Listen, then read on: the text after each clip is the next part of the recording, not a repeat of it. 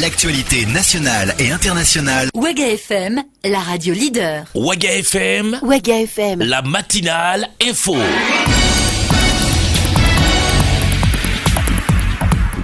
Excellent début de semaine à toutes et à tous. Mesdames, Messieurs, bonjour et bienvenue à l'écoute de ce journal parlé de 7h sur Waga FM. Et voici pour vous les titres de l'actualité de ce lundi 14 novembre 2016. Élection consulaire à la Chambre de commerce et d'industrie du Burkina. On a voté hier dans le calme partout au Burkina Faso pour la désignation des élus consulaires. Dans ce journal, vous aurez droit aux échos du vote à Ouagadougou, la capitale, ainsi qu'à Bobo-Dioulasso, la deuxième ville et capitale économique du Burkina Faso. Insurrection populaire de 30-31 octobre 2014, on en parle encore, cette fois-ci avec la coalition Le Ditanien qui a animé un panel samedi sur ce qui reste de l'esprit de l'insurrection populaire. Le point complet dans ce journal. Et puis un phénomène social qui a pignon sur rue dans nos cités, c'est celui de deuxième bureau, entendez par là une deuxième femme entretenue par des hommes mariés. Quelle est la perception des Ouagalais sur une telle pratique? Réaction à suivre en fin de journal. En sport, football, on a joué samedi la deuxième journée des éliminatoires du Mondial 2018. Les étalons du Burkina qui étaient face à l'équipe du Cap-Vert ont remporté leur match par le score de 2-0. Reportage dans ce journal.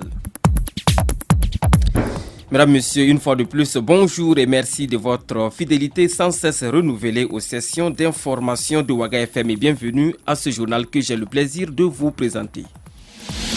Les infos sur Waga FM, présentation Paul-Miki Rwamba.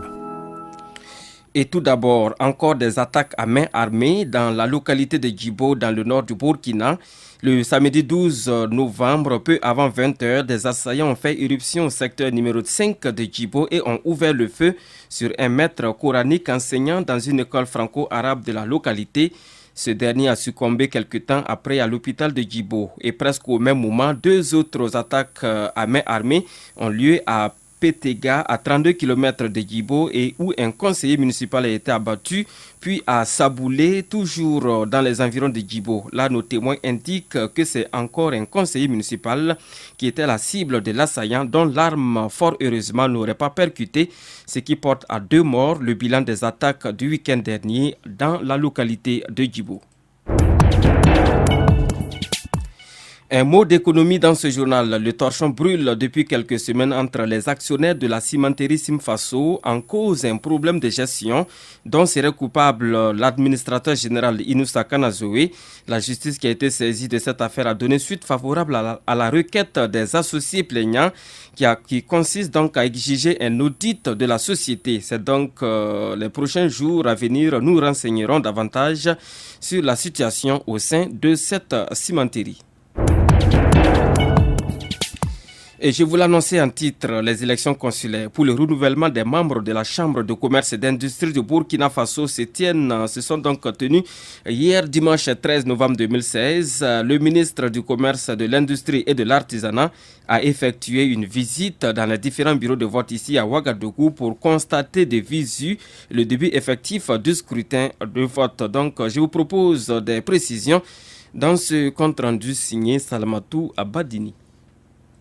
Depuis 2014, la Chambre de commerce est sous délégation spéciale. Ces élections consulaires représentent de grands enjeux pour l'avenir des commerçants et des opérateurs économiques. Après avoir visité certains bureaux de vote dans la ville de Ouagadougou, le ministre du Commerce se dit confiant quant à la bonne tenue de ces élections. Stéphane Sanou. On a visité les sites où doivent se dérouler ces élections. On a vu certains coins effectivement qui démarrent timidement et d'autres où il y a encore de l'affluence. Mais ça augure déjà qu'il y a un bel engagement des opérateurs économiques à avoir leur chambre de commerce maintenant. On a travaillé dans la délégation spéciale et ça a pris assez de temps. Depuis 2014, nous pensons que maintenant, l'engagement fort est pris. Une chambre qui sera donc issue des votes libres, des votes inclusifs. Donc nous comptons sur ces opérateurs économiques pour que ça se déroule dans de très très bonnes conditions et que sortent donc de ces élections des hommes capables qu'eux-mêmes auront choisis. Voilà, donc nous pensons que l'allure est bien prise. Les résultats définitifs de ces élections sont attendus dans une semaine. Les 151 membres consulaires qui seront élus se chargeront ensuite de la mise en place du bureau de la Chambre de commerce à travers une assemblée générale. La méthodologie et puis le système a été expliqué partout. Les uns et les autres ont compris. Et il fallait aller aussi sur une base minimum. Et ce qui a été fait. Après ces votes, il y aura les résultats provisoires. Et on laisse encore le temps, 72 heures aux gens de faire le recours et encore un petit temps à la justice aussi de traiter les dossiers. Et dans une semaine, normalement, donc, on a les résultats définitifs. Et puis, ces élus consulaires qu'on aura, ces 151, se rencontreront donc pour élire leur assemblée. Au total, plus de 11 000 votants répartis en services d'industrie et de commerce sont appelés à élire les membres consulaires ce dimanche 13 novembre 2016. Et quelles sont les attentes des commerçants et autres industriels vis-à-vis du futur nouveau bureau de la Chambre de commerce et d'industrie du Burkina Faso? C'est la question que Salamatou Badini a posée à quelques électeurs juste après leur acte de vote. Réaction dans cet élément.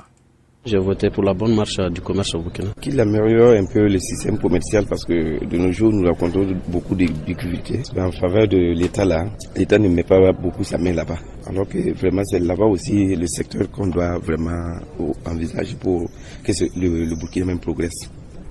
Les difficultés, c'est l'importation, installer même des usines au Burkina Faso, former vraiment des jeunes, à ce qu'ils puissent peut-être mieux encore avancer. L'essentiel que le commerce n'a qu'à voir les petits commerçants, s'ils peuvent les aider, non que les aider, les grands aussi. Bon, s'il y a des petites entreprises là, s'il y a des bonnes choses à faire, n'a qu'à aider.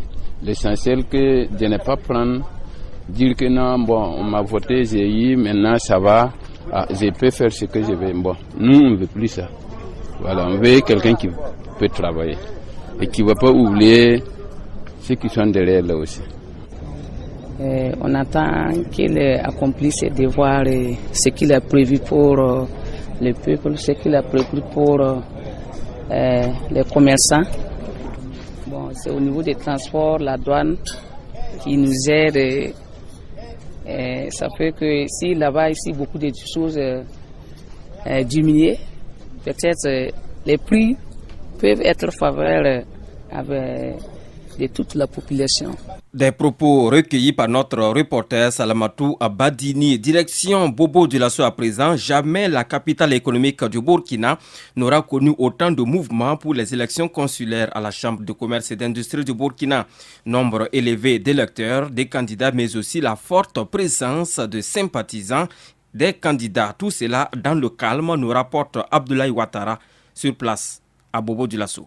Déjà à cette heure, c'était l'engouement dans les 6 bureaux de vote de la ville de Bobo Dioulasso pour ce qui est donc des élections consulaires. Pendant que d'autres accomplissaient leur devoir d'électeur, d'autres par contre s'activaient pour récupérer leur carte de vote. Assetou Djibo Watanane, candidate dans la catégorie BTP, vient d'effectuer son vote.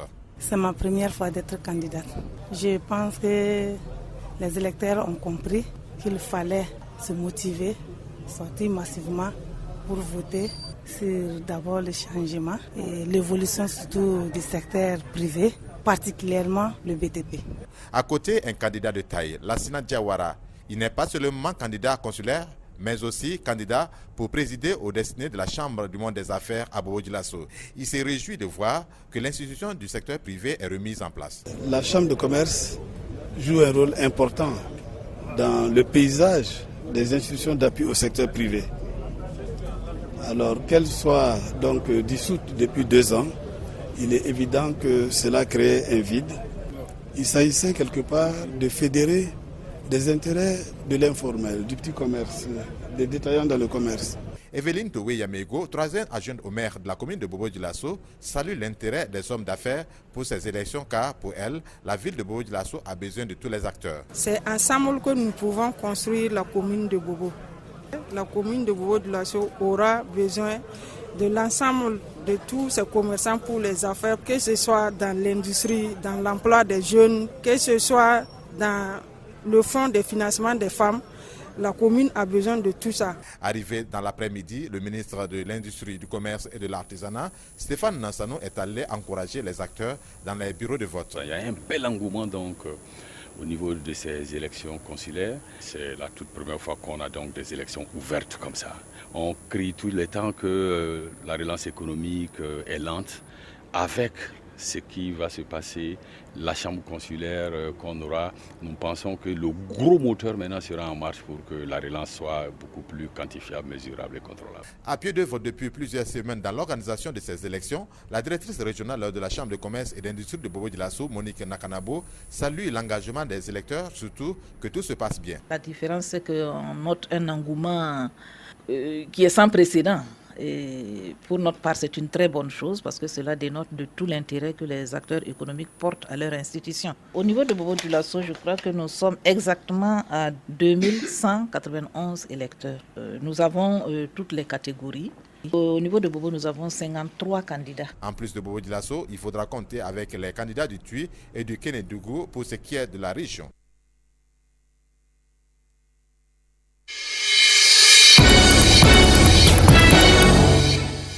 C'était un compte-rendu de Abdoulaye Ouattara depuis Bobo-Dioulasso. Et puis les premiers résultats provisoires de ces élections consulaires sont attendus dans 2 jours seulement, selon donc les organisateurs de ce scrutin. Tout autre chose à présent dans cette édition du journal à 7h11 à Ouagadougou. Que reste-t-il de l'esprit de l'insurrection populaire des 30 et 31 octobre 2014 ?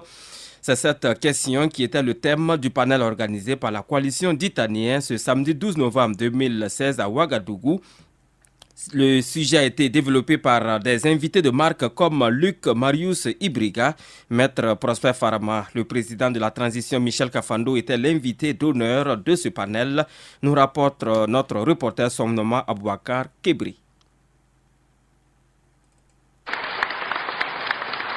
Encore, hommage a été rendu aux victimes de l'insurrection populaire de 2014 par ces applaudissements bien nourris pour commencer. Ce panel organisé par la coalition d'Itaniens ce samedi 13 novembre 2016 se veut une rétrospection et une perspective sur l'insurrection populaire de 2014. Placé sous le thème « Que reste-t-il de l'esprit de l'insurrection populaire des 30 et 31 octobre 2014 ?» les panélistes avaient pour nom professeur Luc Marius Ibriga, Maître Prosper Farama, Dr Abdoulaye Baro. Le président de la transition Michel Kafando en était l'invité d'honneur. Il a eu un mot de félicitations à l'endroit des organisateurs et est même revenu brièvement sur la part de la transition dans la recherche d'un vent nouveau auquel aspire le peuple burkinabé. La question de la réforme constitutionnelle était l'un des sous-points de ce panel et est développée par Luc Marius Ibriga. Disons que c'est la question de la légitimité de la Constitution. Et de ce point de vue, force est de constater que la plupart de nos constitutions et la Constitution de la 4e République sont des constitutions qui sont fondées sur le mimétisme constitutionnel. Or, nous avons des réalités au Burkina Faso que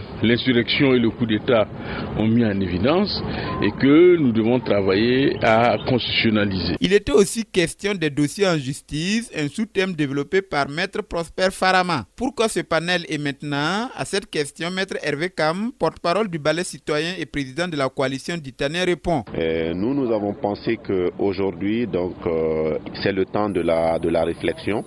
Au-delà des commémorations que nous avons eues il y a 2 semaines, il faut réfléchir sur ce qui nous a amené à cette insurrection-là et réfléchir sur comment nous devons pérenniser l'esprit de cette insurrection. C'est aussi des moments de formation pour cette jeunesse-là qui a revendiqué, mais qui doit aussi se nourrir de certaines informations pour les combats à venir. Ce panel est la 2e sortie de la coalition d'Itaniens, qui est un regroupement d'organisations de la société civile, avec entre autres membres le Balai citoyen, le cadre, le mouvement des sans-voix, la génération Joseph Kizerbo, la génération Cheikh Anta Diop. Elle prône le renforcement des idéaux et des acquis de l'insurrection populaire de 2014 et de la transition. Le système d'échange d'énergie électrique ouest-africain a tenu sa 11e assemblée générale vendredi dernier ici à Ouagadougou. Une assemblée générale qui fut l'occasion pour les participants de réfléchir et d'évaluer les objectifs que le système d'échange s'est fixé. On fait le point avec Aimé Assawadougou.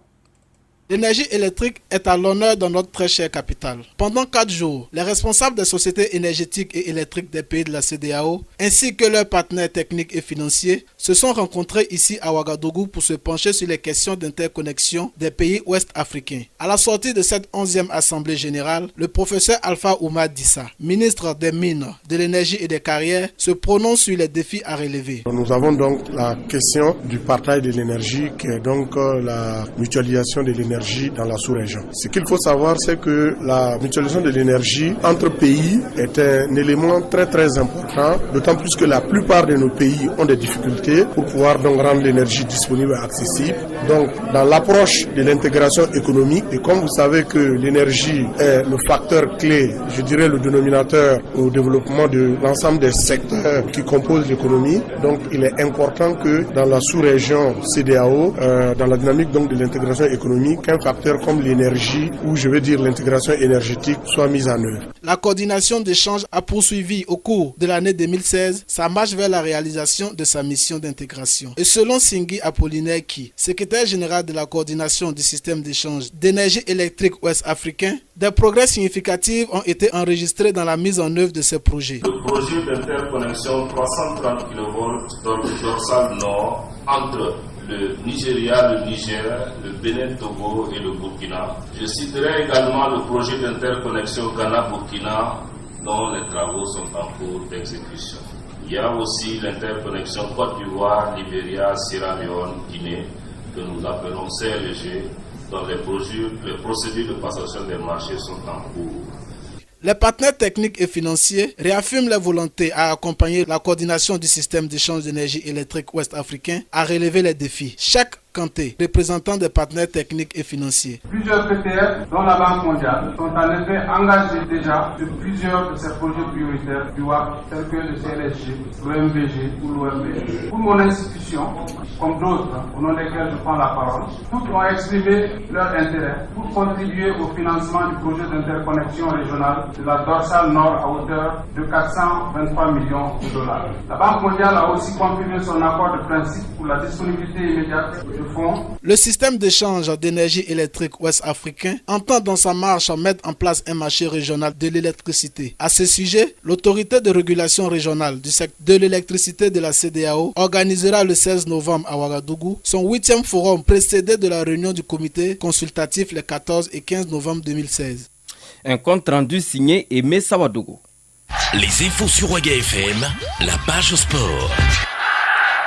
Sport, football, dans le cadre de la deuxième journée des éliminatoires du Mondial 2018 en Russie, les étalons du Burkina étaient face aux requins bleus du Cap-Vert ce samedi 12 novembre au National Stadium de Praia. Une rencontre qui s'est soldée par une victoire des nôtres sur le score de 2-0 et les places en tête du groupe D. Retour sur cette opposition avec Franck Aristide Jefa. Victoire des étalons s'est très vite dessinée dès le début du match. Issouf Dayo ouvre le score dès la 2e minute de jeu sur un coup de tête suite à un corner d'Alain Sibri Traoré. Les Cap-Verdiens n'auront pas le temps de revenir dans le match et encaissent un second but à la 29e minute par Préjus Nakoulma. 2-0 à la mi-temps, c'est le même score à l'issue de la rencontre. Une victoire à l'extérieur qui vaut son pesant d'or et dont se réjouit l'international burkinabé Adama Guira. Vous avez vu une nouvelle défense pratiquement. Avec ces blessures, on devait s'approcher. On reste un groupe. Tous les joueurs qui sont convoqués sont importants. Je crois qu'on a su le prouver ce soir.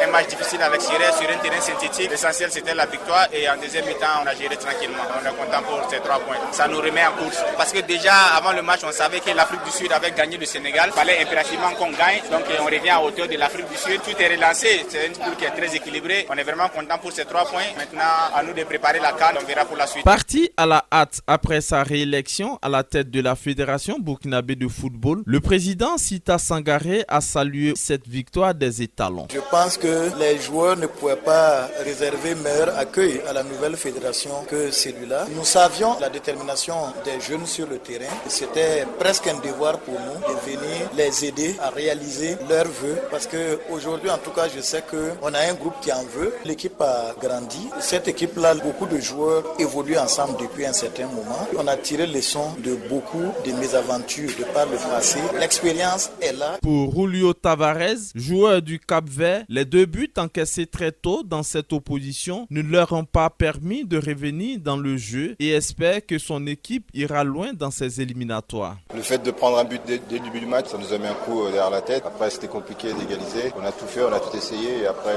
ils ont la chance de marquer ce deuxième but qui nous tue un peu et après, on a essayé de réduire la marque mais on n'a pas réussi. Là, la qualification va être compliquée. On va essayer de gagner tous les matchs et après, on verra les autres par rapport aux résultats des autres. C'est une très belle équipe du Burkina. Après, je pense que le fait qu'ils aient marqué dès le début, ça les a mis en confiance. Voilà, après, nous, on avait préparé une tactique. Après, voilà, le fait de prendre le but directement, ça a tout plombé. Soulignons que, dans ce même groupe, l'Afrique du Sud a battu le Sénégal sur le score de 2-1, mais les étalons du Burkina Faso occupent la tête du classement dans ce groupe D avec 4 points plus 2, suivi des Bafana Bafana d'Afrique du Sud, 4 points plus 1. Troisième, les Lions de la Teranga du Sénégal qui totalisent 3 points plus 1. Et bon dernier, les Requins bleus du Cap-Vert qui n'ont aucun point avec un goal average de -4.